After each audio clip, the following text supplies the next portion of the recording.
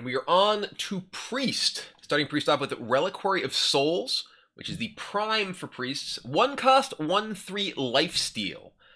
Obviously, straight up, not necessarily super exciting, but any kind of cards that Priests can use to buff this are relatively powerful, given that they scale off of the Lifesteal. Could use the new Power Infusion card, possibly, to make this actually trade up very well, hard to kill, and able to gain you some life. But obviously, it's a 1-cost card, right? So you're not necessarily like hoping to get everything in the world off of your 1-cost card, but when it dies, it shuffles this into your deck. So a 7-cost 6/8 Taunt Lifesteal by itself is already like really powerful, and only you being able to target this means that you can heal this, you can buff this. Your opponent can't, polymorph it, hex it, whatever. Obviously, they can still hit it with like a Black Knight off of a Zephyrus. They can Twisting Nether it away. They can silence it if they have a silence minion, but Spellbreaker being rotated to the Hall of Fame does mean that this is a much scarier threat for most decks than it otherwise would be, because they can only hit this with minion-based Battlecry effects or use some sort of AoE effect on it. And the fact that you can target yourself means that you can help keep this alive as well as buff it, and that's pretty scary. I don't think this is the sort of card you can necessarily build a deck around, because A, it's a legendary, B, it's a legendary that you can only get into play once the first half dies and the opponent can just silence the first half. But I just think this is a solid card for like a control priest type of shell or a singleton, Highlander style priest deck. I expect to put this into a lot of my decks. Just the 1/3 Lifesteal for 1 by itself is actually pretty good against a lot of aggressive decks. They have to spend a significant amount of resources and time like trading into it, or you just plink away. And especially if your deck has any kind of buffs in it, it can be very, very powerful. I think this is a really solid card, and I expect it to see a lot of play. Next up, we have Soul Mirror, a 7-cost legendary spell. Summon copies of enemy minions. They attack their copies. This card, I think, is super, super powerful. Obviously, if your opponent just has a bunch of 5/5s, you play this, as long as you have room for those 5/5s, you kill your opponent's 5/5s. Say your opponent has a bunch of Death Rattle minions. You summon copies of their Death Rattle minions, you attack, and you get all their Death Rattles. Obviously, they do too, but this card just has a lot of flexibility. And as Priest, if you have, say you play this, and your minions rather the summoned minions, the copied minions all attack in, you can then attack with other things on the board, or play something and heal your guys afterwards after you kill the opposing minions. It's very similar to like a light bomb effect, right? Like, at least by itself, it's just going to kill but it only kills your opponent's stuff. So I think this is just a very, very strong card that's going to see a lot of play and is going to be a huge game swinging effect in a lot of games. Next up is Renew.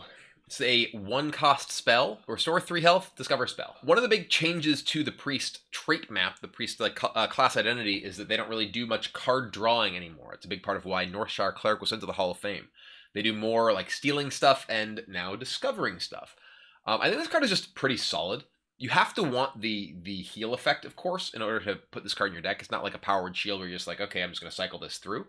But if you're playing a controlling style of Priest deck, gaining some, restoring some health either to yourself or to a minion can often be quite powerful. And then discovering a spell, Priest does have quite a few relatively low impact spells, but a lot of especially the classic spells, which used to be weak, are actually quite a bit more powerful now. They're buffed. Having Thought Steal for just 2 mana, having Shadow Word Death for just 2 mana. A lot of the changes that came with Priest in this rotation, and you got rid of a lot of the Priest spells that you would not necessarily be looking for in some control situations. You did lose a lot of the ways that you could have for Priest to actually end games, though. You can't like discover a Holy Fire to kill your opponent anymore. You can't discover a Shadow Form to like switch over to a ping plan anymore. But I do think that just this is a reasonably solid card. I could easily see this being played in like an auctioneer style deck, or just like looking to spend 1 to discover a spell, discover another cheap spell, keep going kind of thing. But yeah, I think this is just a generally decent card. Don't expect to see like tons of play, but can easily see this as like a card in like a Highlander style Priest deck.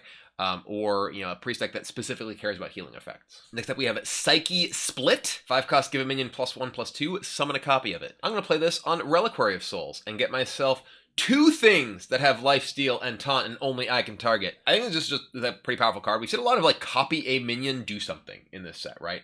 There's a copy a demon, in Demon Hunter. There's copy something, give it taunt in Druid, and now there's copy a minion and, well, give a minion +1/+2 and then copy it in this. It's also powerful with like death rattle effects. Overall, I think this is probably like, a fairly medium card, because in order for this to be powerful, you need to already have something good in play. Priest, though, right now, at least with the sort of direction they're moving, are looking to be a class that is trying to have, a sizable minion in play a lot. So yeah, I think this is actually a pretty reasonable card in Priest right now. It's something that can be discovered off of spell effects, like this can come off of the healing card we were just talking about. And having things that, with spell discovers that can generate board presence is one of the things that is pretty important to look for, because a lot of times spells, if you're looking for spells, just like, okay, I'm going to have some sort of effect on the board, kill something, do something incremental, but being able to generate board presence with those spells, I think is actually often quite valuable. And that's somewhere that I can easily see this having an impact.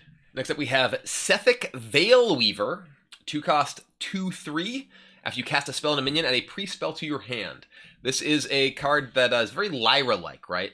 Obviously, Lyra specifically wants you to cast any spell. You have to cast a spell on a minion, but you can use this with any kind of buff effect. You can use this with Renew. You can use this with now 0-cost Powered Shield that no longer draws a card. But as a 2/3 for 2, it's obviously something that you can even just play down early on. You're not necessarily just playing it, it's not taking up most of your turn to play it and then try and go off. You can easily play this just on turn 2. Maybe it dies, maybe it doesn't, and if it doesn't, then you start casting your buff type cards, renews or whatever on it, and just generate additional value. You can use the card to copy it and then get 2 cards off of each of them, and then a card off of the copy spell as well. So I think this is an interesting card, giving Priest a kind of buff your minion direction that isn't just Divine Spirit. Now Divine Spirit is gone is something that I really appreciate, and I'm sure that I will try to build a deck including this card, because I like Priest buffing minions, and I also love random cards, so I'm excited for it. One thing that I actually only just realized, this actually also works with removal spells. This isn't just on your own minion, this is any minion. So if you play this and just Shadow Word Pain your opponent's guy, or Forbidden Words, or Shadow Word Death your opponent's guy, that also gives you a card. So it's not just a buff spell. You can use this with any kind of target effect. You can play this and smite your opponent's guy and get a spell. So actually, the more I think about it, the more I like this card. I think this is actually a very powerful card, because you can use it with both buff spells as well as removal and just generate value basically anytime you play a spell that isn't just a pure value generator in itself. So the more I think about it, the more I like this card, and I'm even more excited to play it. Next up, we have Dragonmaw Overseer, a 3-cost 2/2. At the end of your turn, give another friendly minion +2/+2. This is like Shadow Ascendant, right? Shadow Ascendant was a 2/2 that gave a minion +1/+1. This is a 2/2 for 3 that gives it +2/+2. Obviously, this is much more impactful immediately, but much easier for your opponent to kill because it comes down slower. Feels like it's a very powerful possible snowball effect off of this. Obviously, if your opponent can't kill it right away and you're getting +4/+4 from it, this can snowball enormously. You can imagine playing this, play Reliquary of Souls in 1, coining this guy out, then you have a 3/5. I think this is at its most powerful if you're able to play a cheap taunt alongside it, play an injured Tol'Vir into this guy. And now suddenly your opponent has to get through this injured Tol'Vir to this guy, and your Tol'Vir is getting bigger each turn too. I feel this is just a fairly strong card for a board presence-based Priest deck, which is a strategy that Priest is being pushed toward to some degree with the removal of Divine Spirit, and actually playing a deck that cares about controlling the board and keeping a minion around for more than a turn to just blow your opponent up with a single spell. Speaking of buffs, this is a very powerful Priest buff, Apophysis. 3-cost, give a minion +2/+3, and Lifesteal. Obviously, Priest doesn't necessarily have ways to use their life as a resource, like, say, Demon Hunter, so Lifesteal itself is a lot weaker, I think, in Priest than it is in classes that have the ability to attack into things with their face and use their life total as a resource in that way. But this is just a powerful card, right? If you can think back to Velen's Chosen, if you're playing Hearthstone way back then, Velen's Chosen was an incredibly powerful card in the early versions of Dragon Priest, in basically any early game Priest deck. And this is obviously a little bit less powerful than Velen's Chosen. It doesn't give +2/+4, it gives +2/+3. Lifesteal, though, if you are playing against any kind of deck that's looking to race you, they are not going to be able to do that when you have this on anything. So I feel like the board-based buff Priest is a very real thing.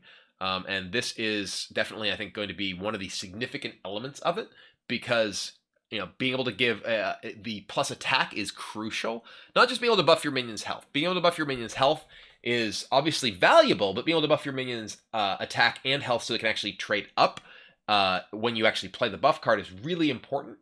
And now that there's no Divine Spirit, you can actually give priests good buffs that they can, load up onto these early game minions and not just assume that they will kill your opponent in a single turn with them. So I think this card is great. I think it's going to be very, very valuable in any kind of board-based priest deck.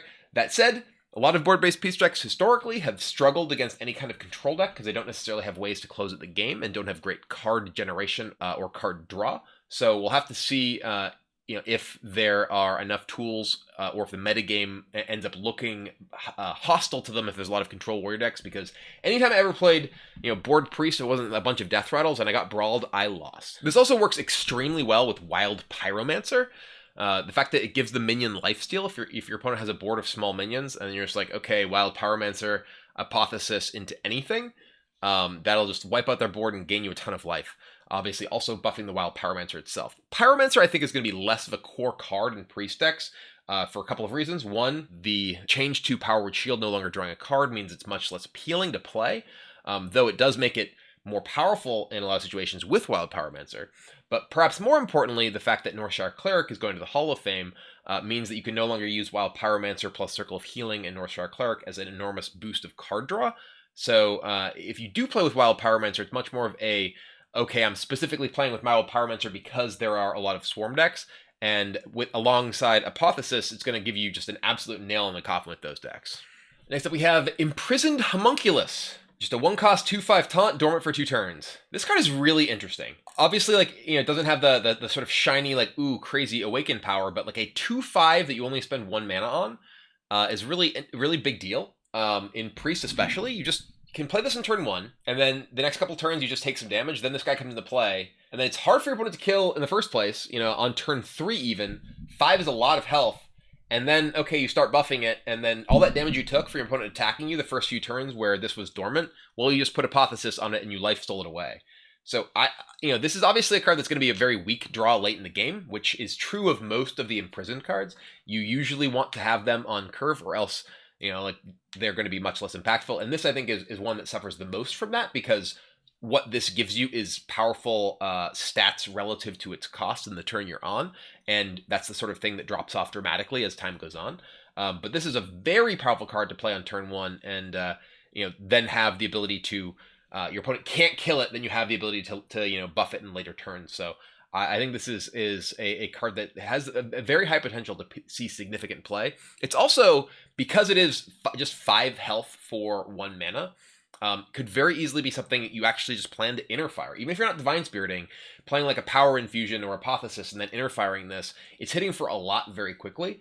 The biggest issue with playing inner fire and all these buffs, I think, for Priest in the current environment without Northshire Cleric is the fact that you don't have much card draw, but there is the Sethic dude who gives you the card generation when you play spells on minions, and I think that while not quite as powerful as drawing cards for your own deck, because you very likely will get cards that don't necessarily do exactly what your deck wants to do, does have the ability to make up for that potential card disadvantage. Next up, we have Dragon Maw Sentinel, a 1/4 for 2 battlecry. If you're holding a dragon, gain +1 attack and lifesteal. So this is just a 2/4 with lifesteal for 2, which is really good, because when am I not holding a dragon? I mean, I am a dragon, I should count anyway, but no, this thing is like a very, very, very powerful card. 2/4 lifesteal for 2, super strong. Very, very good card to encourage Dragon Priest.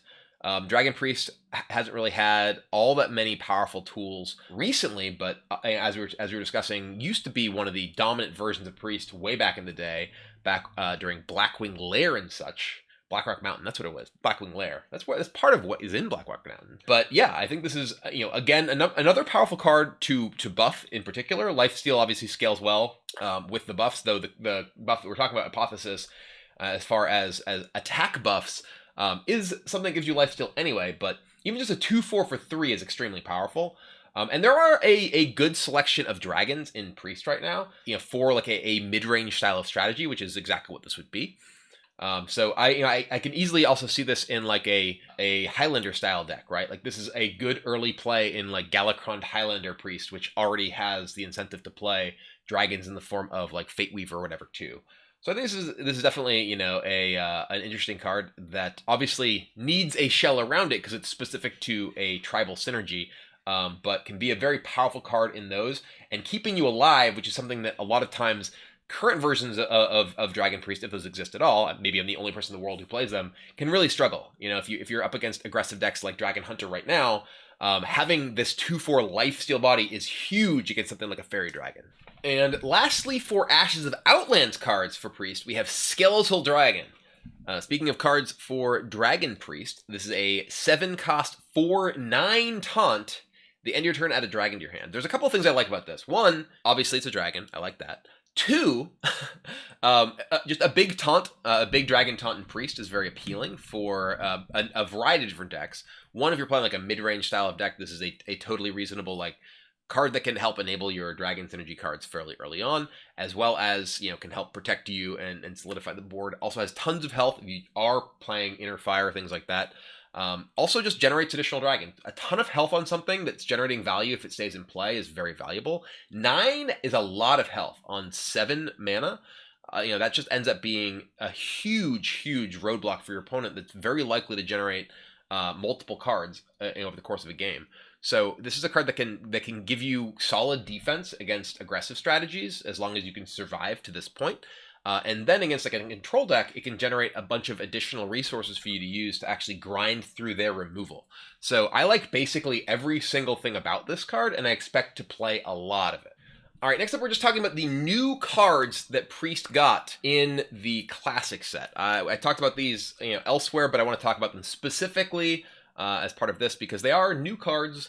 I talked about the Demon Hunter cards, might as well talk about the new Priest cards. So, Psychic Conjurer, 1-cost 1/1 Battlecry, copy a card from your opponent's deck and add it to your hand. I think this is a fairly weak card. I think this is the weakest of the new cards that were added. I've seen people compare this to like Babbling Book and such. But copying a card from your opponent's deck, I think, is often actually going to be worse than like a random spell. Obviously, that may sound a little strange because the random spell can include a lot of things that your opponent didn't put into their deck. But more importantly, it's not necessarily just the trigger, it's the fact that a 1/1 in Priest doesn't do very much. In Mage, a Babbling Book can combine with a ping to take down like a 2 health minion, whereas a 1/1 in Priest is like, okay, it's a 1/1, it's dead, it's not going to combine with anything unless you like buff your 1/1 with like, something. It's just generally like small minions are not that useful in most Priest decks. So I think this is a pretty weak card. I think it feels more like it exists in order to sort of further cement the class identity of copying stuff from your opponent's deck rather than something that I think is likely to show up in actual competitive decks. Next up we have Power Infusion. I referred to this card a couple of times earlier. 4-cost, give a minion +2/+6. I don't think this card is like great or anything, but I think it's actually something that people ought to keep in mind. +2/+6 is a lot of stats for 4 mana. Obviously, you compare this to like Blessing of Kings, right? Blessing of Kings hits a lot harder, but Priest cares a lot about health, both because of stuff like Inner Fire, but also because your hero power allows you to keep healthy minions alive. If your minions can trade up and survive, being able to heal them is a really big deal. And alongside your hero power, there's new cards like Renew that can allow you to keep them alive as well.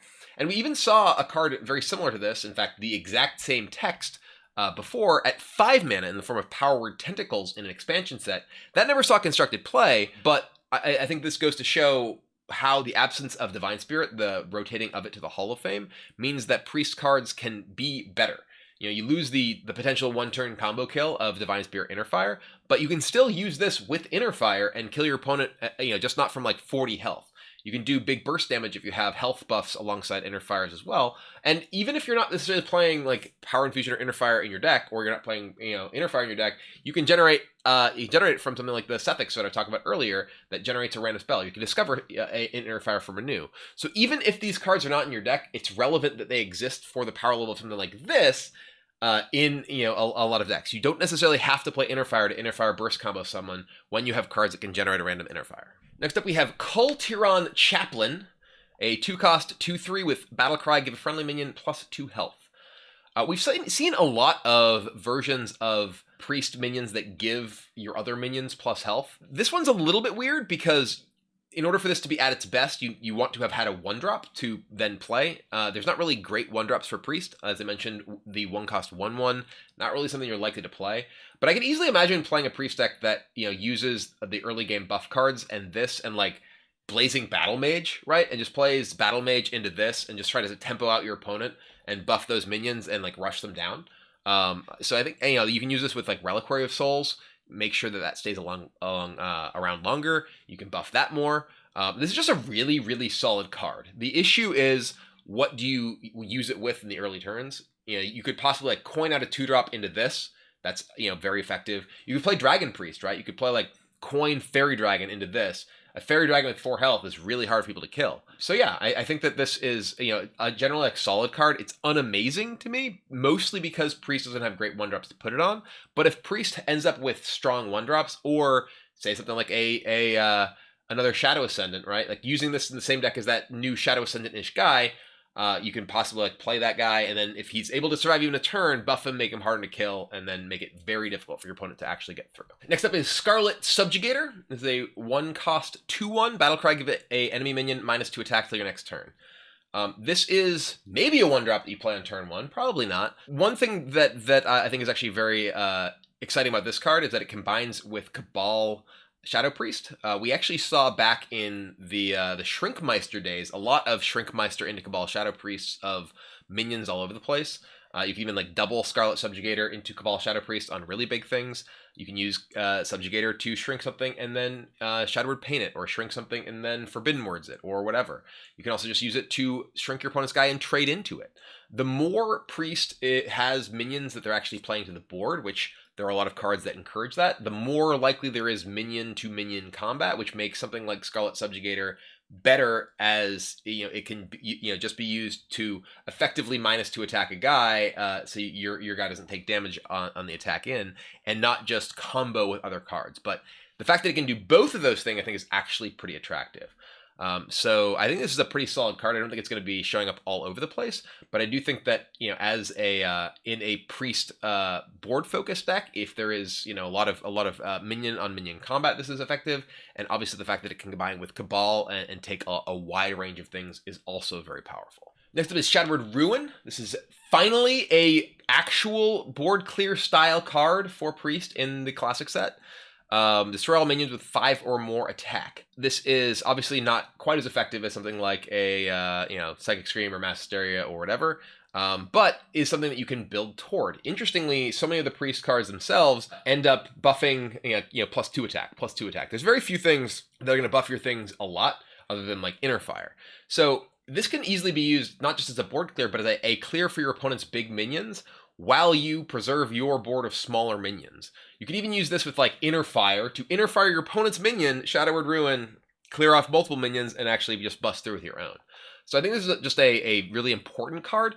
The fact that Priest gets a board clear style card in the classic set means that they don't have to just keep making new board clears for Priest every single set, which means Priest can get other new stuff. So yeah, I think this card is just generally solid. I think we'll see a lot of it.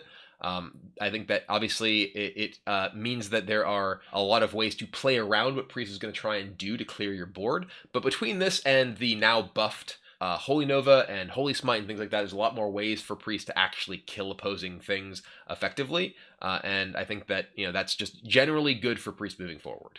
And last but certainly not least is the new Priest legendary in the classic set, Natalie Selene, 8-cost, 8/1, battlecry, destroy a minion, and gain its health. This card is just good. You know, I've seen people compare this to Vol'jin, and I'm like, do you realize that this kills the minion, right? Vol'jin stole a minion's health and then still left an X2. This just kills it. You know, previously, Prophet Valen was the legendary in the Priest Classic set, and that was only ever played in like one-turn kill combos. This, I feel like, can be played in virtually any Priest deck. You know, if you're playing a board control Priest deck, this is a way to kill your opponent's biggest minion and give you a threat. If you're playing, you know, a tempo Priest deck, this is a way to kill your opponent's biggest minion and give you a threat. If you're playing any version of Priest, this is, you know, something that can easily fit in some capacity. So yeah, I think that this is just a really solid minion that's going to see a lot of play. Obviously, it doesn't go into combo-style Priest decks, but I expect that given the removal of a lot of the burst damage often for Priest, as well as the card draw in Northshire Cleric, that's going to be less the identity of the Priest decks we see moving forward. So I expect we'll see a lot more of this card. We are on to Warlock. Now we have Keladon the Breaker. 6 cost, 3/3, battlecry, destroy minion. If drawn this turn, instead destroy all minions except this one. Bonfire. Bonfire the Damned. Really? Really? It still hurts, you know. It still hurts. For any of you who aren't familiar, Miracle's mechanic in Magic the Gathering that was, if you drew something this turn, you can reveal it and have a bonus effect. In 2012, I was playing in an elimination match in the World Magic Cup against the team from Taiwan, and I was going to win the game the next turn, and my opponent drew Bonfire the Damned. There's actually a GIF online. If you look up Kibler Bonfire GIF, it is one of the most classic moments in Magic history, that probably the moment that has been gifified the most. Go look it up. It's worth it. But anyway, this is very similar. This is okay, you know, the right moment, the right time. It does a huge amount of powerful stuff. It is really interesting that this not only works with, like, okay, I drew this card the perfect time. We're losing for Plot Twist Warlock. We're losing Dorian, right? Dorian's going away. So we're losing Dollmaster Dorian in Plot Twist. So you lose one of the powerful tools for the Plot Twist deck. This, however, is another way you could possibly use Plot Twist. You can Plot Twist, if you're in a kind of desperate position, Plot Twist into Keladon the Breaker, clear the board. And by itself, it's just not a bad card, right? It's just 6 cost, 3/3, kill a minion. That's fine, but having the ability to Desperation Plot Twist into it, or just happen to draw it and be like, you know what? Boom! Or, you know, life tapping, boom! Draw it, getcha. Pretty powerful. I think this sort of mechanic is cool. I think that specifically the fact that this is not necessarily a 100% positive effect, right? This isn't just like Bonfire the Damned, which, you know, you drew it and you're like, well, of course I'll Miracle my Bonfire. You didn't always do it, but it universally is just negative for your opponent and positive for you. This can be negative for you. If you have a board state, you draw this and you're like, I don't actually want to kill everything, so I'm not going to play it. I think it's a cool card. I like the mechanic, and I think that it is, you know, something that you can easily see play, just because, you know, 6 cost minion, kill a minion is totally a reasonable thing. The miracle effect of killing all other minions, I think, is going to come up enough that we're going to have some awesome Trollden videos and stories about this card. Next up, we have Unstable Fellbolt. 1 cost, deal 3 damage to an enemy minion and a random friendly one. My guess is that you can play this with no minions and just deal 3 to an enemy minion for 1 mana, which is pretty powerful, right? If you have no minions, deal 3 to an enemy minion. If you're just like a slow control-y deck, just like 1 cost, boom, kill your guy. As long as you don't have your own minions, or you have minions that you want to hit yourself, it's actually pretty good. Like if you have like death rattle things, right? This is basically like a Holy Smite, which is now actually, I think, a pretty powerful card. But it's worth noting that this is in Warlock. Warlock is a class that gets worse cards in general because it has life tap. So it also typically has relatively poor early game board control options. If you look at a lot of the cards historically in Warlock, it's hard to like control the board early on. This feels like it can very easily go into like a Dark Sky style control deck that doesn't really want to have much of a board early, and you can just, you know, use this to help kill your opponent's things in the early game and try to preserve your life total so you can life tap into stuff. So I think this is, you know, a totally solid card overall, and I actually do expect this to see play, even if it might look like a fairly poor card. I think that situationally it's very powerful, and the right deck, it's almost universally just like kill a minion early on for 1 mana. Next we have Hand of Gul'dan. When you play or discard this, draw 3 cards for 6. This is obviously, you know, a powerful synergy card with any of the self-discard stuff like Soulfire, or one of there's, you know, some of the cards that we're going to be, you know, showing here, like a very zoo-ish style of card. I think this card is actually pretty good. A lot of those decks, the zoo style decks, don't really necessarily want to be like life tapping and you know, all the time. They can, but if you have the ability to, you know, fill up your hand, it's one of the reasons that like the Galakron Warlock decks, I think that the 5/4, whatever its name is, that draws 3 cards, is powerful, even though you're playing a deck that already has life tap, so card draw is generally less powerful than it otherwise might be. I think it's just a totally reasonable card. You can use it with, like, if you really want to Expired Merchant. I don't think you really want to Expired Merchant this, because you don't want a bunch of them, but you can just like churn through your deck and absolutely just fatigue yourself pretty easily. That's basically what happened during the reveal stream with Crip. He Expired Merchant Hand of Gul'dan, and just entered a bunch of Hand of Gul'dans and actually just like went through his entire deck and fatigued out. I don't think that deck was necessarily optimally built. I think there's going to be ways that you can build a deck that uses Hand of Gul'dan pretty efficiently, and you can end up basically just playing a Zoo deck that doesn't even necessarily have to life tap, and I think that's actually a pretty strong thing. Granted, the lack of Doomguard does make those decks a little bit less compelling, and the fact that Galakron itself is so strong that you don't necessarily want to be playing that style of Zoo deck rather than playing Galakron. So maybe there just isn't enough space in the metagame for it right now, but I feel like this is a card that's going to see constructed play at some point. Next up, we have Nightshade Matron, aka the way you discard your Hand of Gul'dan. This is a 4-cost 5/5 rush. Discard your highest cost card. The highest cost part makes it very easy in a low to the ground aggressive deck to discard Hand of Gul'dan with this. So you end up, refilling your hand, drawing extra cards, and getting to rush into your opponent's minions.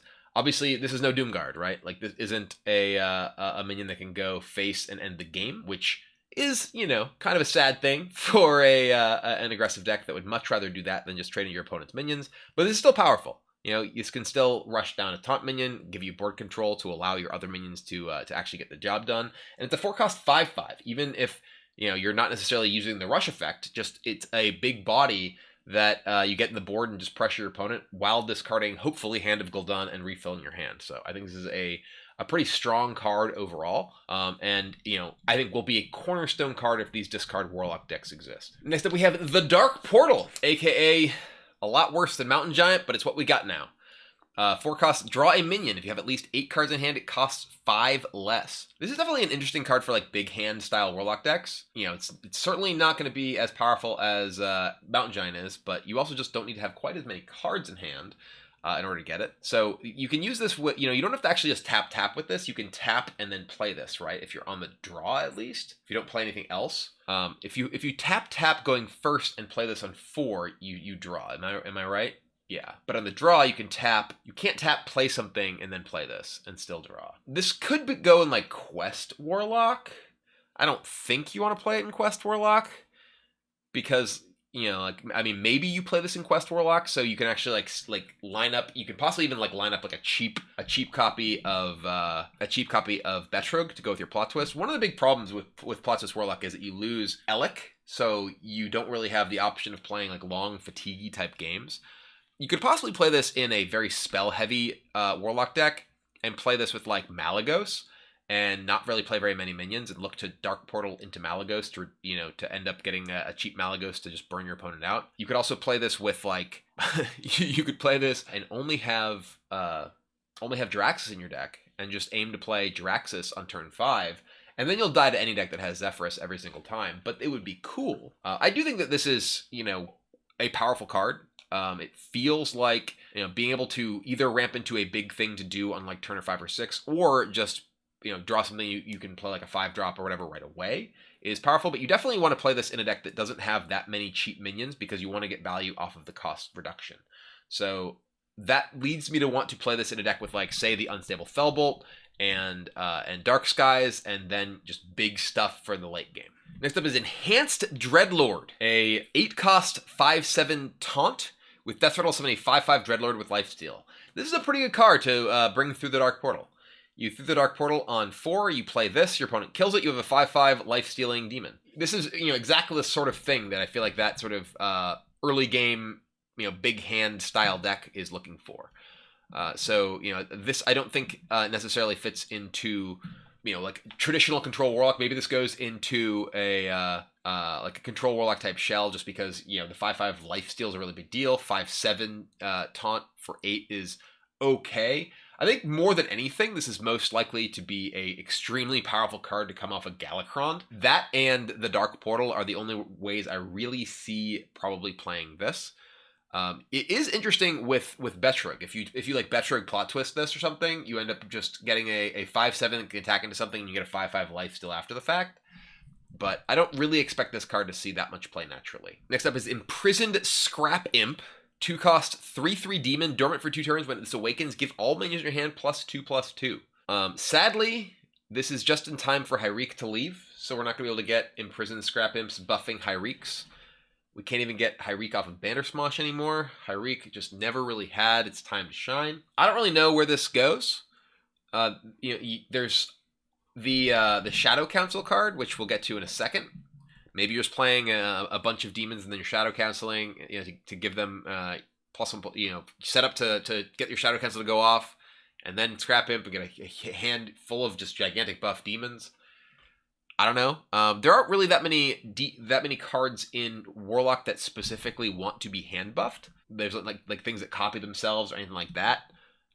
So I feel like this is, I don't know. Obviously, giving your hand +2/+2 is very powerful, right? In general, but a lot of what Zoo style decks tend to want to do is play to the board and get control of the board. And you know, do you have enough like rush style minions, charge style minions to come back from losing control of the board because you played a dormant minion early on?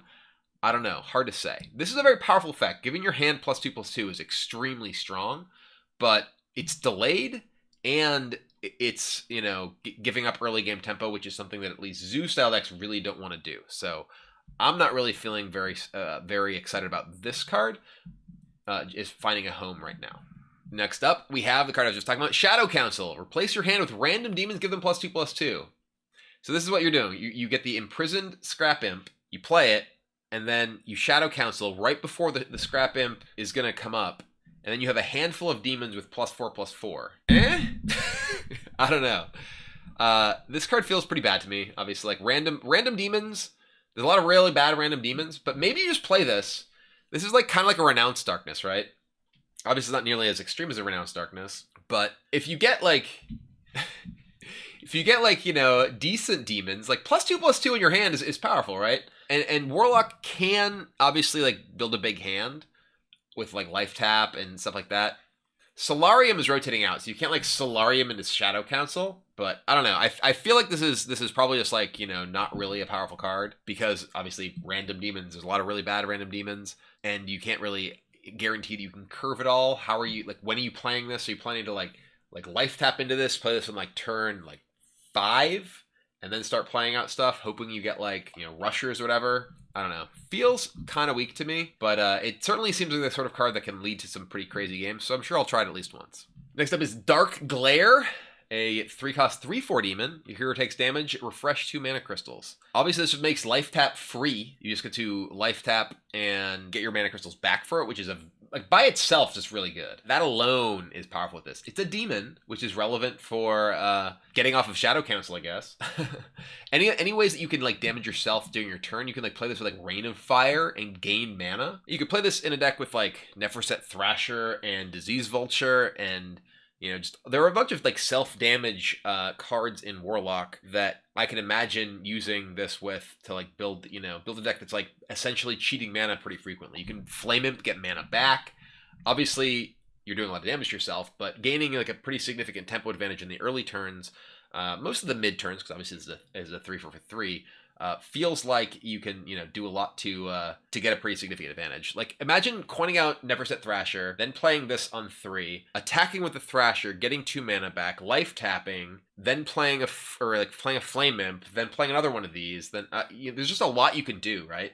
Crystallizer. I feel like this is a card that has a lot of potential options, and Shiro is very excited about it. And lastly, in Warlock, we have Kenrithad Ebonlock, a 2-cost 3/2. Your demons cost 1 less. Death Rattle Shaman Kenrithad Prime into your deck. This is an interesting card. The Prime is an 8-cost 7/6 with summon 3 friendly demons that died this game. Feels like the sort of card that is obviously fairly strong in like a Zoo style deck. In itself, you can like play like free Flame Imps. Obviously, no more like Doomguard to bring back in the Gul'dan mode of just explode your opponent. But I feel like this is just a totally reasonable card to put into most Zoo decks because they have a decent number of demons already, and to get discounted and then bring back as just like this pretty cheap way to just reload your board. It feels a lot like the Murloc one, which I talked about, where it doesn't really cost too much to put in your deck. It's a totally reasonable effect that gives you in an aggressive deck the ability to reload the board and have a powerful thing later on that you don't risk drawing in your opening hand and like disrupting your curve. So I feel like this guy's going to see play in probably most Zoo style decks while it's legal in the format. And that's Warlock. Next up we have Warrior, the final class, starting with Bladestorm. 3 mana, deal 1 damage to all minions, repeat until one dies. So this, at first glance, I thought this was basically Bouncing Blade, which is deal damage to a minion, and then keep doing it until one dies. This is all minions. So you absolutely know what this is going to do when you look at the board. Unlike a Bouncing Blade, which has a bunch of possible outcomes. Bladestorm, if there's a board full of 1/1s, it kills all the 1/1s. Full of 2/2s, it kills all the 2/2s. If it has 2 8/8s, it kills both 8/8s. Basically kills everything up to the smallest thing. And there's a lot of synergy cards that can be very powerful with this. Like, imagine there's a board, right, where you have a Frothing Berserker, and there are like a bunch of 2/2s. You just cast Bladestorm. Every 2/2 dies, your Frothing Berserker gets +2/+2 for each of them and itself, and just kills your opponent. So this is, I think, very, very powerful. It can always kill small things on the board and leave big things. If there's only big things, it kills the big things. So, there's just a ton of ways to take advantage of this, both as just a raw removal spell. If your opponent just has one thing, will always kill it. And then also any sort of damage triggers like Armor Smith. If your opponent has a board full of, if you have a board full of a bunch of small things, you can play a Bladestorm. Kills a bunch of them, giving you a ton of armor with Armor Smith. Say you have 4 Armor Smiths somehow. It's just like, okay, boom, boom, boom, boom, blow it all up. But yeah, so this, I think, is a very interesting card, very powerful card, and I expect it to see a lot of play. Next up, we have Warmaul Challenger, which has one of the coolest game texts of anything. 3 cost, 1/10. Battlecry, choose an enemy minion, battle it to the death! So... Obviously, this feels like a card that's especially good if you manage to hand buff it, right? If you manage to get this thing bigger in your hand so it can actually fight something larger than itself. As it stands, it's basically, okay, say your opponent has a 2 health minion. Say your opponent has a 2/2. This attacks it again, and you end up with a 1/6 and your opponent's guy's dead.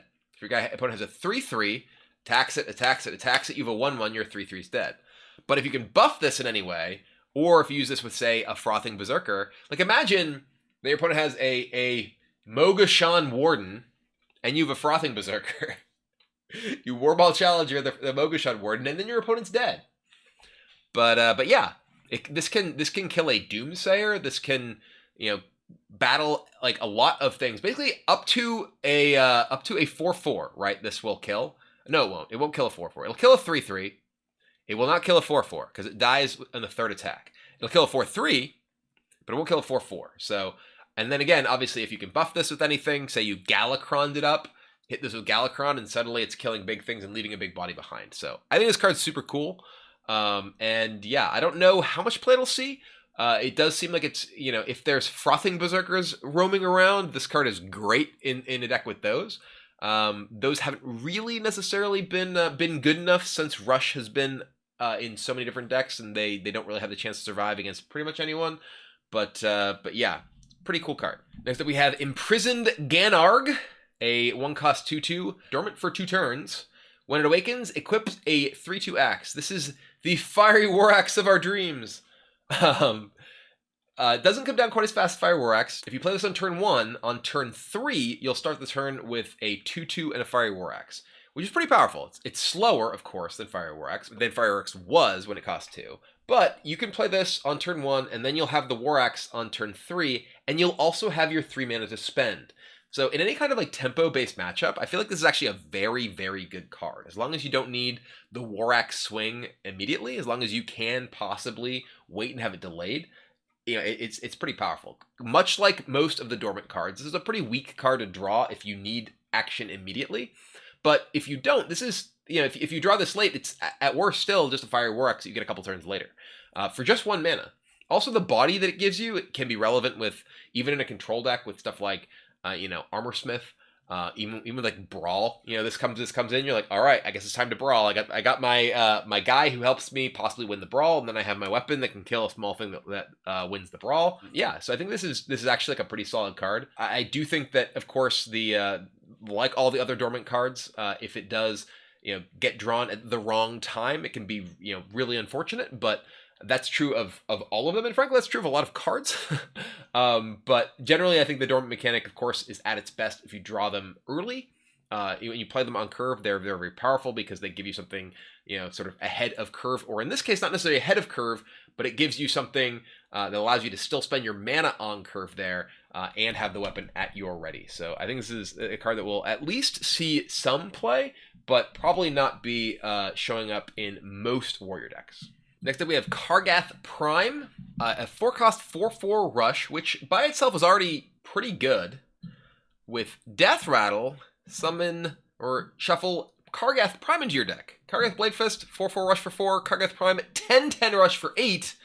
When it attacks and kills a minion, gain 10 armor. This, I think, is actually probably the most exciting of the Prime minions to me, because I think that the front side of this is great. The fact that it has rush means that you can trade it in so your opponent doesn't necessarily have a chance to silence it, which is always a risk for some of the other primes. And the prime version, an 8-cost 10/10, when an attack and kills a minion, gain 10 armor, is just so powerful in like almost any matchup, right? Like if you're playing against a control deck, a 10/10 rush, is often gonna like come down, kill something meaningful, and then gain 10 armor. So like you're gonna win, a like long game fatigue plan or whatever. I just feel like this card is just really, really, really good. So yeah, this is, I feel like, a card that will go into lots of warrior decks. In fact, I think you almost need an excuse not to play this card, because it just feels like the front half is just a powerful removal effect, and the back half is just so good that I expect this to show up in most warrior decks outside of like ultra aggressive ones. Next up, we have Corsair Cash. 2-cost, draw a weapon, give it +1/+1. We have figured out how to get Ankar back. We've already seen decks using Ankar as like their only weapon, and then playing stuff to like bring Ankar back. Corsair Cash, Ankar is just such a powerful card in the pirate decks that the ability to get Ankar back, get Ankar in the first place, then get Ankar back. I expect that to be the primary use of Corsair Cash, is make my pirate warrior deck work off of Ankar. It can also be used with something like Arcanite Reaper, just to get more damage, right? You just upgrade preemptively. I think that most decks that want Arcanite Reaper care more about the efficiency of being able to spend their mana in the early turns to actually pressure people than having the automatic upgrade attached to it. But I could definitely see that in certain decks. You can also see like decks that care, weapons that care about like specific breakpoints. Like imagine if this was in Demon Hunter, being able to play this with the attacks, the cleave weapon. I don't remember the name of it, but like the fact that this can also just like find a specific weapon. If you play either just like something like Ankar, or you're playing like maybe there's a combo deck built around like Bulwark of Azzinoth somehow. This is just an example. Anything that draws a specific card type, something that you want to look at very specifically, very closely. And the fact that already in Warrior we know Ankar is a card that can like really carry a deck.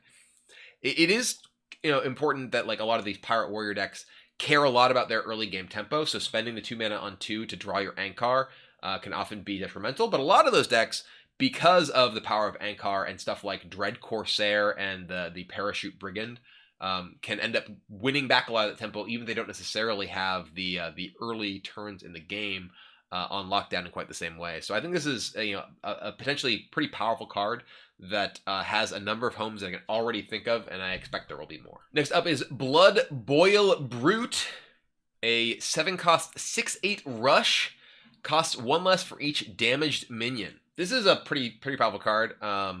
If you're playing like a self-damage deck, like Risky Skipper, let's look at right now, right? Risky Skipper is one of the cards in like the Galakrond Warrior decks that's really, really strong. I do think that Risky Skipper is a card that's going to go down dramatically in value, and frankly, the Galakrond Warrior decks will go down a bit in value given the rotation of Acolyte of Pain.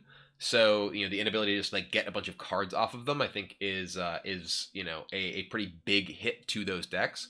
However, Risky Skipper, enabling Battle Rage and then enabling Blood Boil Brute, because this is each damage minion, not just each of your damage minions. So you can easily imagine a board that has like 5 minions on it, where you play like Risky Skipper minion, you kill a couple minions, you play like Brute, those kill more minions, and now you just like have these giant brutes in play, and your opponent doesn't have anything. So yeah, I think this is like a pretty strong card. It's not like a what's its name, the mutate guy, Flesh Shaper. I forget his name, that you like, was a 3/4, right? That was, reduced cost per minion. This is damage minion only. It does have rush, but you can't evolve it. But it's big to begin with, so you didn't need to evolve it. It's huge. So I don't know. I think this is a card that, if there are a lot of like mid-range minion type fights, is a very good one. But it's not the sort of thing that you like necessarily proactively are looking to get out there, because it's not like an independent game-winning type card like the sort of mutate combo with Mogu Flesh Shaper is. Speaking of damaged minions, we have Bone Chewer Raider.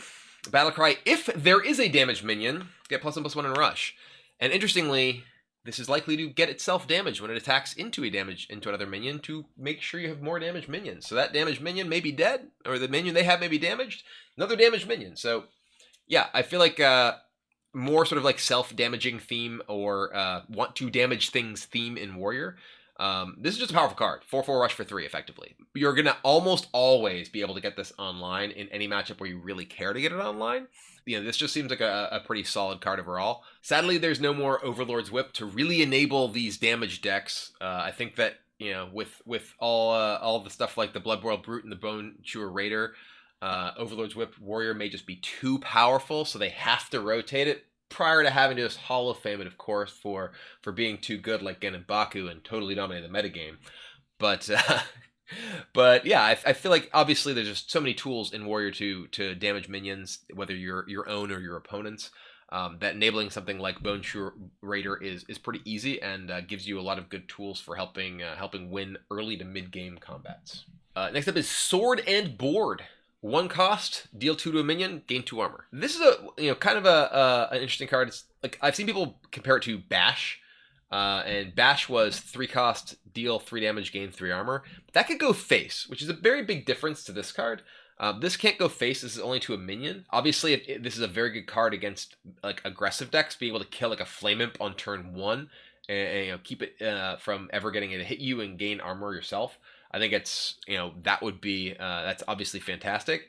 But I don't see this as a card that necessarily just like gets played all the time in Warrior. I think this is a card that goes played in like Warrior in a metagame where there's a lot of small minion decks, or like Highlander Warrior or something, to ensure that you're able to deal with early plays and get to your big powerful stuff.